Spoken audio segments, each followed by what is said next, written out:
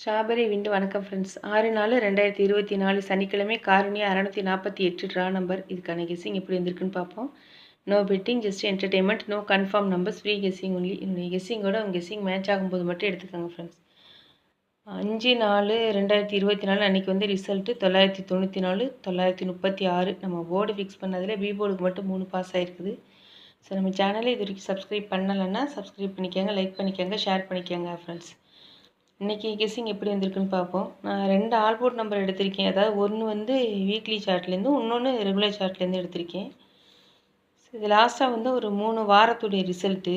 இதில் இந்த D board இருக்குல்ல, டி போர்டு வந்து பாருங்கள் அப்படியே கண்டினியூஸாக வருது. 7 பிசி 2 போர்டில் பாஸ் ஆகிடுச்சு, 0 அப்படி பி போர்டில் பாஸ் ஆகிடுச்சு. அப்படி பார்த்தாலும் இங்கே நமக்கு 0 தான் கிடைக்குது. ஸோ இதை வச்சு நான் எடுத்துருக்கிற ஆல்போர்ட் நம்பர் வந்து 0.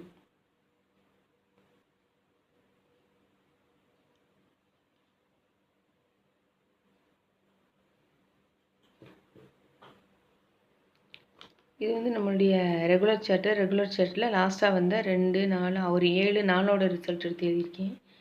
இதில் இந்த ஏ போர்டை பார்த்தோன்னா ஒரே மாதிரி வந்துகிட்டே இருக்கு பாருங்கள். 5 5 அப்புறம் ஒரு நம்பர் விட்டுட்டு 2 2 அப்படி பார்த்தா ஒரு நம்பர் விட்டுட்டு 9 நமக்கு வரலாம்.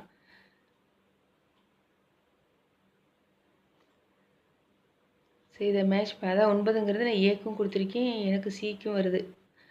7 6 6 9 9 அது போல் வரலாம். அதுக்காக நான் எடுத்திருக்கிற ஆல்போர்ட் நம்பர் வந்து 90. ஏன்னா இதில் பார்த்து 9ம் நமக்கு ஏற்கனவே பார்த்த அந்த வீக்லி சார்ட்டில் வந்து 0வும் கிடச்சிது. ஸோ அதனால் ஆல்போர்டுக்கு நான் எடுத்திருக்க நம்பர் வந்து 90.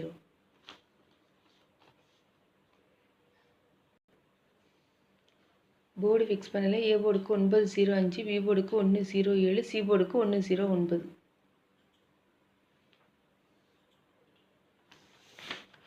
ஏபிபிசிஎஸ்சி 9009 1001 1771 1991.